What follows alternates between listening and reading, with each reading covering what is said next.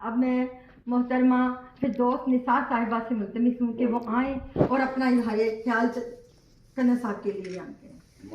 بہت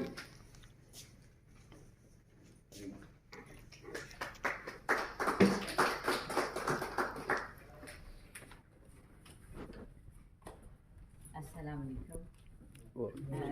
اتنے بڑے بڑے قداور شخصیات موجود ہیں, میری بات تو شاید اتنی وزن والی نہ لگے, لیکن میں ممتاز صاحب کو بہت بہت مبارکباد پیش کرتی ہوں. اور انہوں نے اتنی اپریزی اور جتنی تحقیق میں نے آپ کی کتاب کو سرسری نظر سے دیکھا, اور وہ لوگ وہی لوگ کر سکتے ہیں جو قرآن کا فہم اور ادراک رکھتے ہیں. جس نے قرآن کی تفسیر اور تحقیق کی ہوگی وہی. تو اس کا مطلب ہے کہ آپ اللہ کی اس کتاب کو, جو ہمارے لیے ایک صحیفہ ہے اور ایک معجزہ ہے, اس میں آپ نے وہ چیزوں کو اخذ کیا ہے اور آگے لیا ہے کہ اس کی مثال نہیں ہوتی ہے.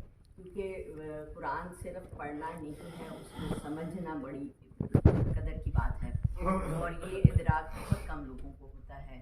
اور اس میں جہاں جہاں پہ انسان کی تخلیق کیا, کائنات کی تخلیق کیا, اور کائنات میں کن کن عوامل کے اوپر ہمارے قرآن نے اور نبی صلی اللہ علیہ وآلہ وسلم نے بتایا ہے, اس کی میں جب میں نے تھوڑا سا پڑھا تو مجھے بہت اچھا لگا, اور مجھے لگا کہ مجھے اس کو بڑی ڈیٹیل سے پڑھنا چاہیے.